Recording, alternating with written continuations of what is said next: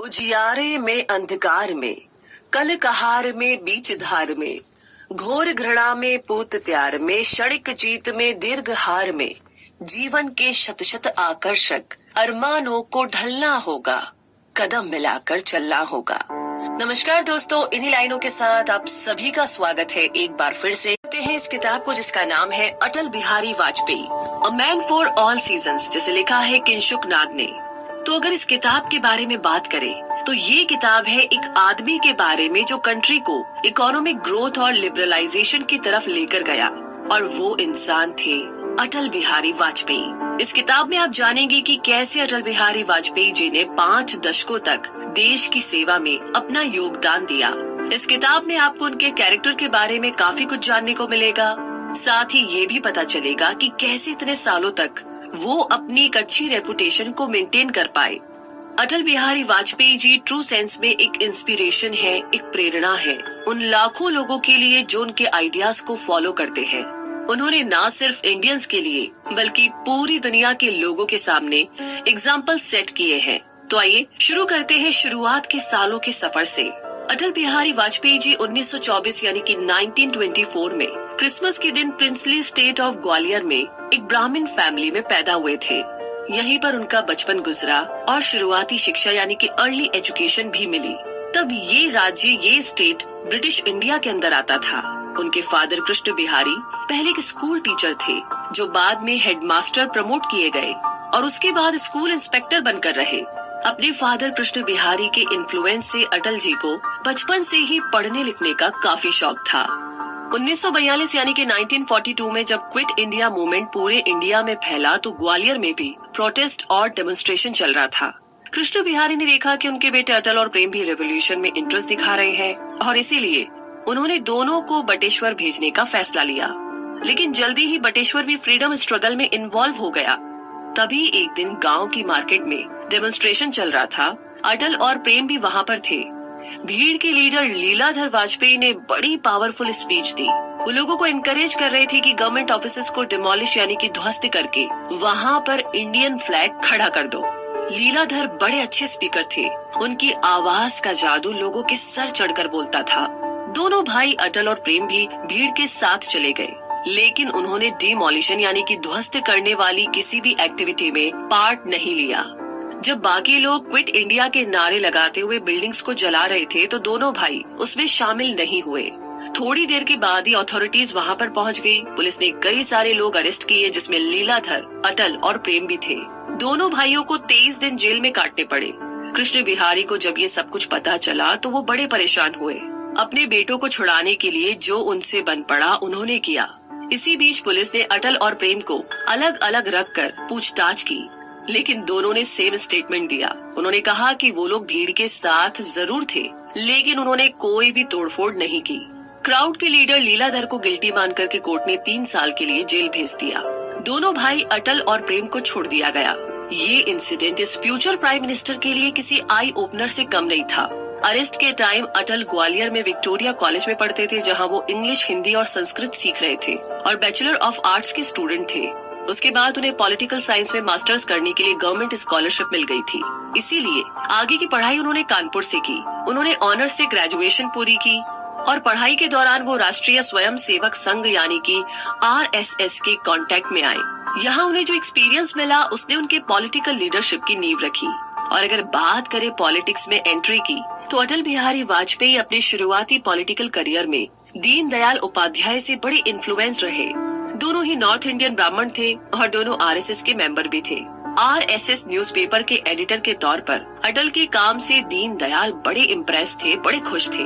अटल जी की लाइफ को श्यामा प्रसाद मुखर्जी ने भी बड़ा इन्फ्लुएंस किया था, जो कि जनसंघ के फाउंडर थे।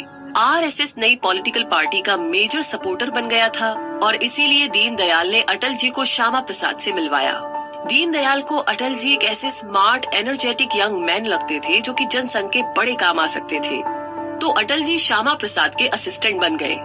श्यामा प्रसाद जब कश्मीर के कंट्रोवर्शियल इशू पर काम कर रहे थे तो अटल जी उनके साथ ही थे।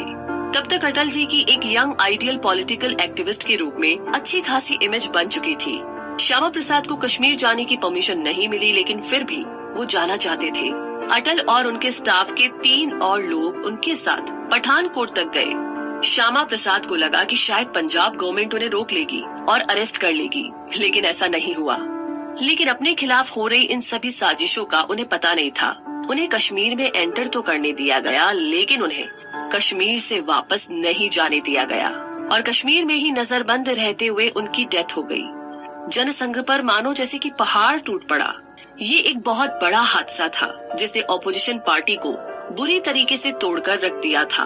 तभी जनसंघ की लोकसभा में एक पोजीशन की वैकेंसी निकली। दीनदयाल ने अटल जी का नाम सजेस्ट किया। हालांकि तब अटल जी सिर्फ 28 साल के ही थे, लेकिन दीनदयाल को पूरा यकीन था कि अटल ने श्यामा प्रसाद से काफी कुछ सीखा है और उन्हें अटल के पब्लिक स्पीकिंग टैलेंट पर भी पूरा भरोसा था। और इस तरीके से अटल बिहारी वाजपेयी इलेक्शन में खड़े हुए। तब जनसंघ उतनी पॉपुलर पार्टी नहीं थी। अटल ने बहुत हार्डवर्क किया, तब जाकर के 1957 यानी कि 1957 में जनसंघ 4 सीटें जीतकर पार्लियामेंट में पहुंची और उनमें से एक सीट पर अटल बिहारी वाजपेयी खुद थे। उन्हें पार्लियामेंट के सेशन में सिर्फ 5 मिनट दिए गए बोलने के लिए और शायद यही वजह थी कि आगे चलकर अटल जी की पब्लिक स्पीकिंग स्किल्स काफी इम्प्रूव हुई। उनकी एबिलिटी थी कि वो अपना मैसेज एक बड़ी क्लियर ऑर्गेनाइज तरीके से कम्युनिकेट करते थे। यहाँ तक कि जवाहरलाल नेहरू भी उन्हें बहुत मानते थे। एक मौके पर नेहरू अटल को ब्रिटिश प्राइम मिनिस्टर से मिलाने ले गए। पंडित नेहरू बोले कि ये यंग मैन ऑपोजिशन पार्टी के लीडर है। वैसे ये हमेशा मुझे क्रिटिसाइज करते हैं, लेकिन मुझे इनका फ्यूचर काफी ग्रेट लगता है। तो इन्हीं सारी बातों के साथ बढ़ते हैं आगे और जानते हैं कि जनसंघ को किस तरीके से लीड किया अटल जी ने। जनसंघ में एक और ट्रेजेडी हो गई थी। 1967 यानी कि 1967 में दीनदयाल जनसंघ के प्रेसिडेंट चुने गए, लेकिन वो सिर्फ 40 दिन से ज्यादा पोजीशन में नहीं रह पाए क्योंकि अचानक उनकी मौत हो गई और वो भी बड़े मिस्टीरियस तरीके से। वो एक चलती हुई ट्रेन में चढ़ने की कोशिश कर रहे थे कि किसी ने उन्हें पीछे से धक्का दे दिया। उनकी मौत के बाद आरएसएस के लीडर MS गोलवालकर जनसंघ के नए प्रेसिडेंट बने। पुराने प्रेसिडेंट बलराज मधोक पोजीशन के लिए काफी पक्ष जुटाव कर रहे थे, लेकिन गोलवालकर को अटल एक बेहतर कैंडिडेट लग रहे थे। अटल जी को जब पता चला कि उनका नॉमिनेशन जनसंघ के प्रेसिडेंट के लिए हो रहा है तो वो बड़े शॉक्ड हुए, चौंक गए। मैं दीनदयाल की जगह कैसे ले सकता हूँ, ये ख्याल उनके मन में आ रहा था। खैर, अटल जी ने अपनी पूरी जिम्मेदारी निभाई। एक अच्छे लीडर के तौर पर उनकी एक स्ट्रॉन्ग इमेज उभर कर आई। अटल जी ने एक मजबूत टीम बनाई जो उनके साथ मिलकर के काम कर सके। हालांकि अपॉइंटमेंट हो चुकी थी, मधोक के दिल में अभी भी अटल के लिए रिवेंज की फीलिंग थी। वो हर मौके पर अटल की बात का प्रोटेस्ट करते थे, लेकिन मधोक अटल को कमजोर नहीं कर पाए। अटल को देख करके वो हमेशा गुस्से में आ जाते थे, जबकि दूसरी ओर अटल जी हमेशा इस तरीके से रहा करते थे कि जैसे कुछ हुआ ही नहीं। मधोक अपने व्यूज में एक्सट्रीम थे, जबकि अटल जी हर बात को केयरफुली जज करते थे। अटल जी मिडिल ग्राउंड में रह करके हर साइड के गुड पॉइंट्स देखना पसंद करते थे। जैसे एग्जाम्पल के लिए मधोक मुस्लिम इश्यूज को लेकर के एक्सट्रीम ओपिनियन देते थे, लेकिन अटल जी ने ऐसा कभी नहीं किया। अटल जी हमेशा टैक्टिकल अलायंसेज यानी कि सामरिक गठबंधन के फेवर में रहे। कई मौकों पर उन्होंने सेम गोल अचीव करने के लिए अपोजिशन पार्टी का साथ भी दिया। अटल जी ने एक बार कहा था कि पॉलिटिकल अनस्टेबिलिटी अवॉइड नहीं की जा सकती। इसकी एक ही दवा है कि पार्टीज को गठबंधन की राजनीति रखनी चाहिए। इसी बीच अटल जी को कई बार इंदिरा गांधी से भी डील करनी पड़ी। जैसे कि एक बार दोनों फेमस पॉलिटिशियन दिल्ली के जूनियर डॉक्टर्स की इशू पर डिसएग्री हो गए थे। ये जूनियर डॉक्टर्स सैलरी बढ़ाने की डिमांड कर रहे थे और साथ ही अपने लिए एक सेपरेट नॉन प्रैक्टिसिंग अलाउंस भी मांग रहे थे।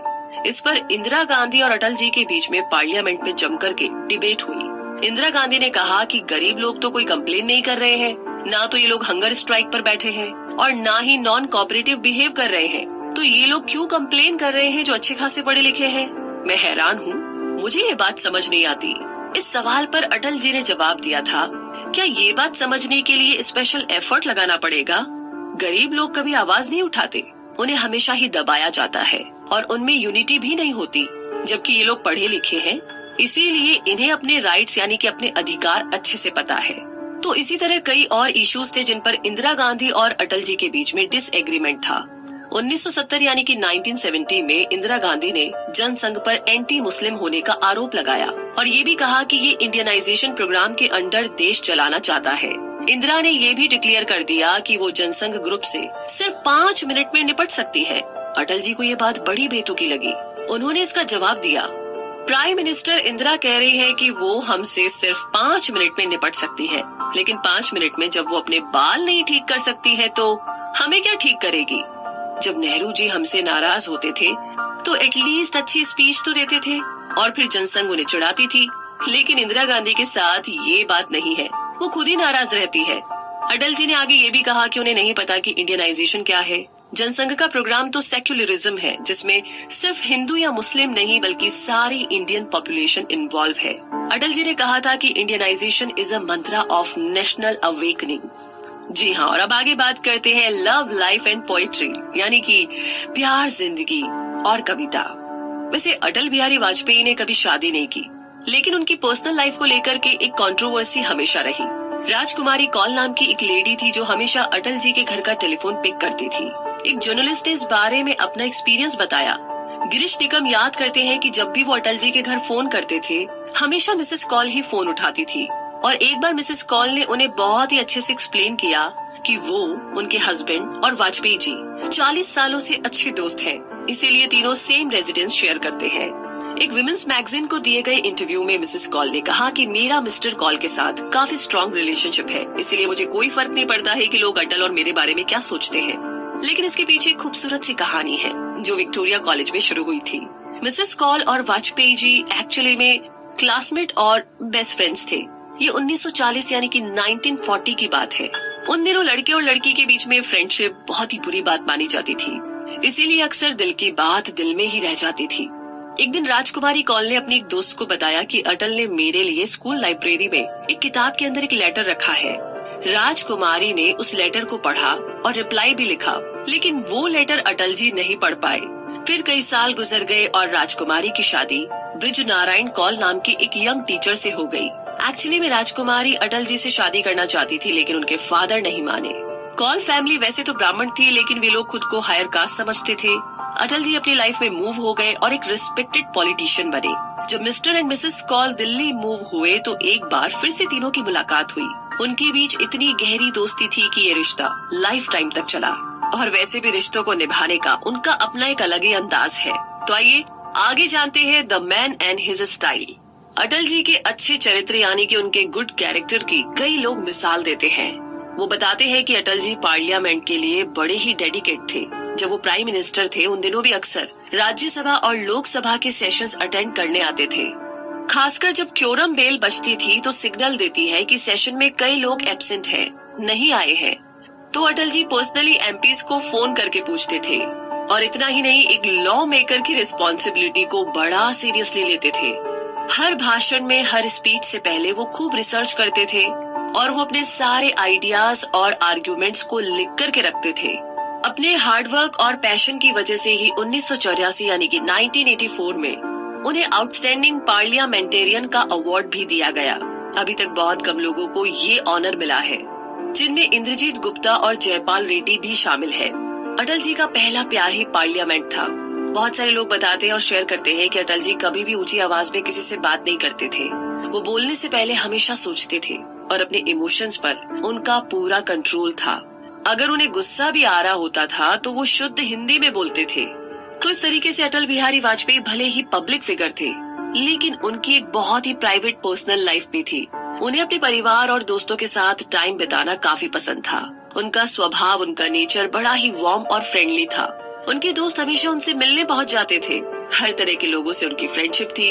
जो उनसे मिलने आते थे, अटल जी अपने बिजी शेड्यूल के बाद भी उनसे जरूर मिलते और कोई अगर अपॉइंटमेंट के बिना ही चला आता तो उसे भी निराश नहीं करते थे।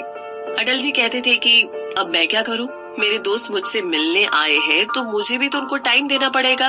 वैसे कवि सुरेंद्र शर्मा अपना एक्सपीरियंस शेयर करते हैं और बताते हैं कि एक बार वो बिना अपॉइंटमेंट के ही अटल जी के ऑफिस में पहुंच गए। उस टाइम अटल जी मिनिस्टर राजनाथ सिंह से बातें कर रहे थे, लेकिन इसके बावजूद उन्होंने सुरेंद्र का वेलकम किया और तीनों बड़ी देर तक बातें करते रहे। तो इस तरीके से उनका अपना अलग ही अंदाज था रिश्तों को निभाने का। आगे बात करते हैं जनता राज एंड बीजेपी। जी हाँ, जब पीएम मोरारजी देसाई जनता गवर्नमेंट के साथ पावर में आए, Atal Bihari Vajpayee foreign affairs minister बने। अटल जी की दिलचस्पी इंडिया के बाकी कंट्रीज के साथ रिलेशनशिप को लेकर काफी ज्यादा थी। ये उनके करियर की अभी शुरुआत ही थी, अटल जी की हमेशा यही कोशिश रही कि इंडिया की ज्यादा से ज्यादा कंट्रीज के साथ अच्छी रिलेशन बने। इस मामले में वो जवाहरलाल नेहरू से इंस्पायर्ड थे, जो खुद फॉरेन अफेयर्स मिनिस्टर रहे थे। अटल जी ने अपने टर्म में कोई रेडिकल चेंजेस यानी कि बहुत बड़े चेंजेस नहीं किए। उन्होंने इंडिया की ये इमेज रखी कि वो सभी देशों के साथ फ्रेंडशिप चाहता है, दोस्ती चाहता है। उन्होंने ये भी श्योर किया कि हमारी फॉरेन पॉलिसी किसी भी तरह के रेसिज्म और उपनिवेशवाद से दूर रहे। अटल जी कल्चर और रिलीजियस टॉलरेंस के प्रमोटर माने जा सकते हैं। अ कंट्री ऑफ डाइवर्सिटी होने की वजह से हमें सब लोगों के साथ एक अच्छा रिलेशनशिप मेंटेन करना है, और यही प्रिंसिपल अटल जी ने अपनी फॉरेन पॉलिसी में भी अप्लाई किया। इंडिया का रशिया के साथ स्पेशल रिलेशनशिप रहा है। व्लादिमीर पुतिन इंडिया को मिलिट्री इक्विपमेंट सप्लाई करते रहे हैं। रशिया ने इंडिया की इंडस्ट्रियल और इकोनॉमिक ग्रोथ में भी काफी योगदान किया है। तो अटल जी ने रशिया के साथ अपने अच्छे रिलेशनशिप को मेंटेन करने की पूरी कोशिश की, और साथ ही दूसरे देशों के साथ भी एक खास रिलेशन बनाने पर पूरा जोर दिया। और इस तरीके से अटल जी ने United states, Pakistan, Iran, Afghanistan, Romania और दूसरे देशों के साथ दोस्ती सिक्योर की। अटल जी ने इंडिया और चाइना की दोस्ती भी मजबूत करने की पूरी कोशिश की, क्योंकि पाकिस्तान की तरह चाइना भी हमारा पड़ोसी देश है, जिसके साथ इंडिया की पहले वॉर भी हो चुकी है। और इसीलिए अटल जी 1979 यानी कि 1989 में चाइना गए। हालांकि उन्हें इंसल्ट फील करनी पड़ी, क्योंकि जब अटल जी चाइना के ऑफिशियल विजिट पर थे तो उस टाइम डेंग शाओपिंग ने वियतनाम पर अटैक करने का ऑर्डर दिया था। अटल जी को जब क्रिटिसाइज किया गया कि वो हमेशा कंट्री से बाहर ही रहते हैं, तो उन्होंने कहा, मैं मना नहीं कर रहा कि मैं ज्यादातर कंट्री से बाहर होता हूँ, लेकिन प्लीज मुझे दूसरा मौका दीजिए। अटल जी ने इजराइल के साथ भी कंट्री के रिलेशन को इम्प्रूव किया, वो भी तब जब पीएम देसाई ने बोला कि इंडिया इजराइल के साथ तब तक कोई रिश्ता नहीं रखेगा जब तक कि इजराइल अरब नेशंस पर अपना कंट्रोल नहीं छोड़ देता। अटल जी ने अपनी मिडिल ग्राउंड वाली पोजीशन को रीस्टेट किया। हालांकि वो इजराइल के साथ अच्छा रिलेशन बनाना चाहते थे, लेकिन अटल जी ने क्लियर कर दिया था कि इंडिया अपनी बात से पीछे नहीं हटेगा कि इजराइल अरब नेशन से दूर हट जाए और साथ ही पैलेस्टीन के लोगों को उनकी जगह वापस दे दे। इसी बीच कंट्री के अंदर अटल जी की जनता पार्टी आपसी कॉन्फ्लिक्ट में उलझी हुई थी। इंदिरा गांधी की right wing Hindu ideology PM Morarji Desai और एमपी चरण सिंह जनता पार्टी को बांटने में लगे हुए थे। दूसरी तरफ अटल जी और उनके सदस्य राइट विंग हिंदू आइडियोलॉजी को हटाना चाहते थे। वो एक ऐसी लिबरल पार्टी बनाना चाहते थे जिसमें हर कल्चर और रिलीजन के लिए जगह हो, और जो महात्मा गांधी के सोशलिज्म से इंस्पायर्ड हो, जहां गरीबों और लोअर कास्ट के लोगों को बराबर अधिकार और अवसर मिल सके। अटल जी और उनके long time friend LK. Advani और कुछ बाकियों ने मिलकर के 1980 यानी कि 1980 में भारतीय जनता पार्टी बनाई। इसका नाम बेशक जनता संघ से लिया गया था, लेकिन इसकी इमेज एकदम डिफरेंट थी, एकदम अलग थी। अटल बिहारी वाजपेयी जी पहले लीडर थे। उन्होंने मुस्लिम मिनिस्टर सिकंदर बख्त और फॉर्मर सुप्रीम कोर्ट जज जस्टिस के.एस. हेगड़े जैसे लोगों को इसमें शामिल किया। बीजेपी का एजेंडा एक नई तरह की पॉलिटिक्स करना था, जो सिर्फ पार्लियामेंट सीट्स और कन्फ्रंटेशन तक लिमिट ना रहे। बीजेपी ना तो कम्युनिज्म को सपोर्ट करती है और ना ही कैपिटलिज्म को। अटल जी की इस नई पार्टी का मकसद तो पॉजिटिव सेक्युलरिज्म को प्रमोट करना था, जिसका सीधा सा मतलब है बीजेपी धर्म पर नहीं बल्कि मोरालिटी पर फोकस करती है। और इसी के साथ थोड़ा आगे बढ़ते हैं और बात करते हैं विटनेस टू अयोध्या के बारे में। जी हाँ, एल.के. आडवाणी की लीडरशिप में बीजेपी ने अयोध्या डिस्प्यूट का मामला उठाया था। हिंदू मानते हैं कि अयोध्या में जहां आज मस्जिद है, उस जगह पर भगवान श्री राम का जन्म हुआ था। किसी जमाने में वहां पर भगवान राम मंदिर हुआ करता था, लेकिन 1528 यानी कि 1528 में बिल्कुल उसी जगह पर बाबरी मस्जिद बना दी गई थी। ऐसा लग रहा था कि बीजेपी ने हिंदुओं के वोट हासिल करने के लिए ये इशू उठाया है। उस टाइम पर अटल बिहारी वाजपेयी पार्लियामेंट के मामलों में बिजी थे। अयोध्या कांड के वक्त वो दिल्ली में थे। 6 दिसंबर 1992 यानी कि 1992 के दंगों में बहुत से मुस्लिम मारे गए। बाबरी मस्जिद को तोड़ा गया। उस दिन सुबह एल.के. आडवाणी के साथ कुछ और बीजेपी मेंबर्स अयोध्या में मौजूद थे, लेकिन जब टेंशन बढ़ने लगी तो उन लोगों को वहां से निकलना पड़ा। लेकिन ये जो कुछ भी हुआ था बिल्कुल अच्छा नहीं हुआ। अटल जी ने इस घटना पर बड़ा दुख जताया। उनका मानना था कि ये डिस्प्यूट लोकल लेवल पर ही सॉल्व कर सकते थे। वो इस तरह के तोड़फोड़ और दंगों के सख्त खिलाफ थे। अयोध्या मामला उसी तरह सुलझना चाहिए था जिस तरह से सोमनाथ मंदिर का हुआ था। अगर अयोध्या में राम मंदिर डिस्प्यूट के बीच रिबिल्ड किया जाता तो शायद ये हादसा भी नहीं होता और तब ना तो दंगे फसाद में इतने लोगों की जाने जाती और बाबरी मस्जिद को भी डिमोलिश यानी कि ध्वस्त नहीं किया जाता।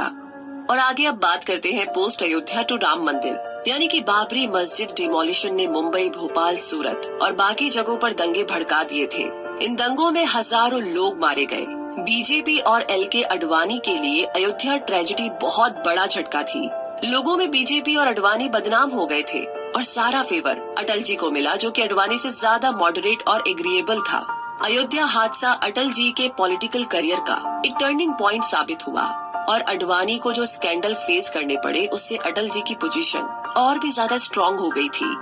ये पॉपुलर इशू था जैन डायरीज का।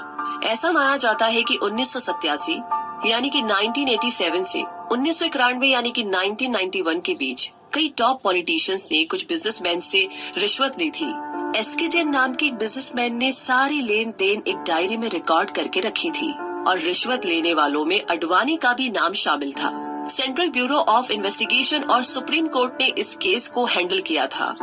वर्डिक्ट आने से पहले ही अडवाणी जी ने लीडरशिप अटल जी को पास कर दी थी। 1995 यानी कि 1995 में बीजेपी की एनुअल मीटिंग में अडवाणी खड़े हुए और अनाउंस किया कि अटल बिहारी वाजपेयी बीजेपी के प्राइम मिनिस्टर कैंडिडेट होंगे। इसके बाद कुछ देर तक तो सन्नाटा रहा, फिर लोग चिल्लाने लगे, अगली बार अटल बिहारी। अटल जी के जेंटल नेचर की वजह से बहुत से लोग उन्हें पसंद करते थे। वो बहुत ही सोच समझ कर के अपने शब्द बोलते थे ताकि किसी को बुरा न लगे। अपनी राय देते टाइम भी वो मॉडरेट रहते थे। वो हमेशा एक्सट्रीम पोजीशन में आने से बचते रहे। अपने पूरे पॉलिटिकल करियर में उन्होंने एक पॉजिटिव इमेज बनाए रखी। इस न्यू लीडरशिप ने बीजेपी को नई आशा दी, नई उम्मीदें दी और इतना ही नहीं, दूसरी पार्टीज के पॉलिटिशियंस और जनरल पब्लिक भी अटल जी को लेकर के काफी ऑप्टिमिस्टिक थी।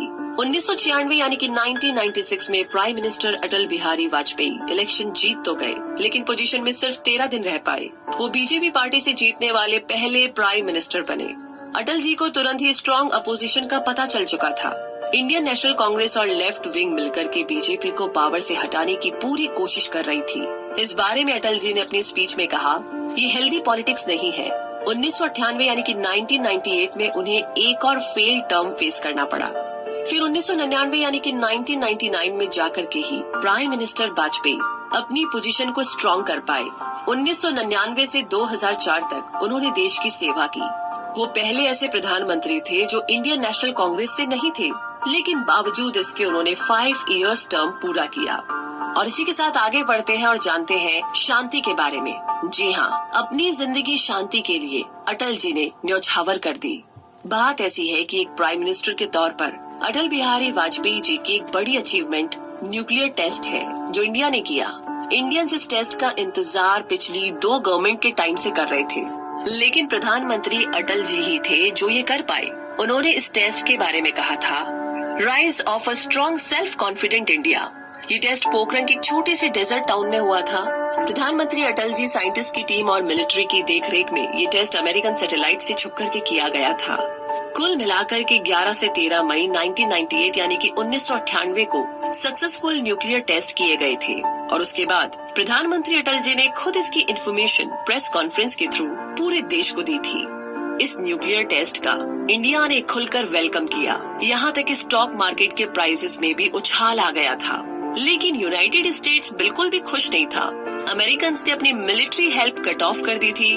दूसरी तरफ फ्रांस और रशिया न्यूट्रल थे, जबकि चाइना भड़क गया था। चाइनीज गवर्नमेंट ने डिमांड रखी कि इंडिया तुरंत न्यूक्लियर वेपन्स बनाना बंद कर दे।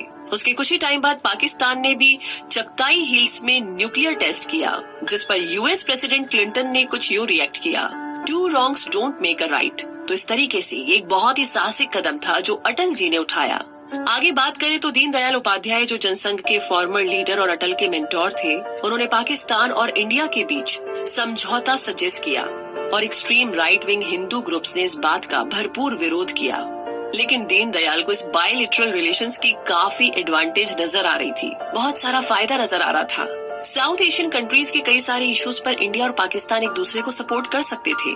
अटल जी ने सोचा कि जब इंडिया और पाकिस्तान दोनों ही न्यूक्लियर टेस्ट कर चुके हैं, तब टाइम आ गया है कि दोनों आपस में अच्छे पड़ोसी बनकर रहे। उस टाइम के पाकिस्तानी प्राइम मिनिस्टर नवाज शरीफ भी यही सोचते थे। उन्होंने प्रधानमंत्री अटल बिहारी वाजपेयी जी को ऑफिशियली पाकिस्तान आने के लिए इनवाइट किया। 19 फरवरी 1999 के दिन अटल जी ने हिस्टोरिकल क्रॉस ओवर किया। वो पंजाब बॉर्डर के थ्रू बस से पाकिस्तान पहुंचे। अटल जी के साथ 22 लोग और थे जो अपने अपने फील्ड के जाने माने लोग थे। उनके साथ उनके कोलीग्स थे, कुछ जर्नलिस्ट थे और देवानंद साहब, जावेद अख्तर साहब और मल्लिका साराभाई जैसे और भी सेलिब्रिटीज थे। जिस बस से इन्होंने ट्रैवल किया वो भी एक लोकल सेलिब्रिटी बन गई। इस बस सर्विस के थ्रू बॉर्डर के दोनों तरफ की फैमिलीज एक दूसरे से मिल पाती है। जैसे ही अटल जी पाकिस्तान पहुंचे, नवाज शरीफ खुद उन्हें वेलकम करने आए। हजारों लोगों ने ये हिस्टोरिकल क्रॉसओवर देखा। जैसा कि अटल जी ने कहा, ये साउथ एशिया की हिस्ट्री में एक यादगार मोमेंट रहेगा। हम सब यहाँ चैलेंजेस से ऊपर उठने के लिए साथ में खड़े हैं। उनके और शरीफ के बीच लाहौर समझौता हुआ, जिसमें ये एग्रीमेंट हुआ कि इंडिया और पाकिस्तान कश्मीर जैसे डिस्प्यूट्स का पीसफुल तरीके से, शांति से समाधान निकालेंगे, सोल्यूशन निकालेंगे। दोनों कंट्रीज के बीच एक फ्रेंडली कल्चर, कमर्शियल और मिलिट्री रिलेशनशिप मेंटेन रखने की बात की गई और ये भी कहा गया कि इंडिया और पाकिस्तान मिलकर के न्यूक्लियर टेस्ट के रिस्क को रिड्यूस करेंगे। अटल जी ने शरीफ से मीटिंग तो की ही थी, साथ ही वो मीनारे पाकिस्तान भी देखने गए। ये मॉन्यूमेंट 1947 यानी कि 1947 में एक नई नेशन के बर्थ की यादगार के तौर पर बिल्ड किया गया था। कुछ लोगों ने सलाह दी कि अटल जी को ऐसा बिल्कुल नहीं करना चाहिए था, क्योंकि इससे ये इम्प्रेशन जाएगा कि वो पाकिस्तान के कंसेप्शन को अप्रूव कर रहे हैं। लेकिन पीएम अटल जी ने कहा कि मुझे इस स्टाम्प ऑफ अप्रूवल में कोई लॉजिक नजर नहीं आता।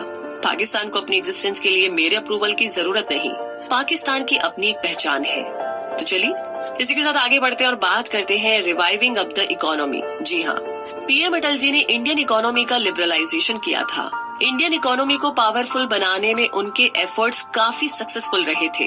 सबसे पहली बात तो ये कि उन्होंने हिंदुस्तान पेट्रोलियम और भारत पेट्रोलियम को प्राइवेट किया। पहले ये दोनों बड़ी ऑयल कंपनीज गवर्नमेंट चलाती थी। अटल जी ने इंटरनेशनल टेलीफोन कंपनी विदेश संचार निगम को भी प्राइवेट करके न्यू गवर्नमेंट कंपनी भारत संचार निगम लिमिटेड क्रिएट की। 2000 से 2002 के बीच 13 होटल्स और 12 कंपनीज बेच दी गई जो गवर्नमेंट के अंडर थी। इसमें modern food industries, Bharat aluminium company, Hindustan zinc, Hindustan teleprinters और computer maintenance company, Indian tourism development के कई होटल्स भी शामिल थे। लेकिन आखिर इस प्राइवेटाइजेशन के पीछे लॉजिक क्या था? क्योंकि पीएम अटल जी चाहते थे कि petroleum, food, tourism, mining, technology और बाकी सेक्टर्स बेहतर तरीके से ग्रो करे और सिर्फ लीडिंग कॉर्पोरेशंस और ब्रिलियंट एंटरप्रेन्योर्स के अंडर में ही इन कंपनीज की ग्रोथ सिक्योर थी। इन सोल्ड ऑफ कंपनीज की ग्रोथ को अब ब्यूरोक्रेसी लिमिट नहीं कर सकती थी। अरविंद पनागारिया, कोलंबिया यूनिवर्सिटी के इकोनॉमिस्ट ने इस बारे में टाइम्स ऑफ इंडिया में लिखा था। उन्होंने लिखा कि यूपीए गवर्नमेंट में इंडियन इकोनॉमी की हाई ग्रोथ पीएम अटल जी के रिफॉर्म पॉलिसी की वजह से ही पॉसिबल हुई। लास्ट ईयर अटल जी की टर्म में इकोनॉमिक ग्रोथ रेट 8% थी और 10 सालों बाद भी ये सेम रही। पीएम अटल जी की एडमिनिस्ट्रेशन में लो इंटरेस्ट रेट था और इन्फ्लेशन रेट भी कम था। लेकिन जिस प्रोजेक्ट के लिए अटल जी को सबसे ज्यादा याद किया जाएगा वो है गोल्डन क्वाड्रिलेटरल प्रोग्राम। जी हाँ, पीएम अटल जी को आइडिया हो गया था कि इंफ्रास्ट्रक्चर के फील्ड में किया गया इन्वेस्टमेंट फ्यूचर में हाई इकोनॉमिक ग्रोथ लेकर आएगा। ये एक वेल कंसीव्ड और वेल एग्जीक्यूटेड प्रोग्राम था जो 2012 में पूरा हुआ। इंडिया के चारों कॉर्नर्स अब फाइनली कनेक्ट हो गए थे। चेन्नई, मुंबई, कोलकाता और दिल्ली को अब एक हाईवे नेटवर्क जोड़ता है। आज बेंगलुरु, सूरत, कानपुर और बाकी दूसरी बड़ी सिटीज से होकर के बिग रोड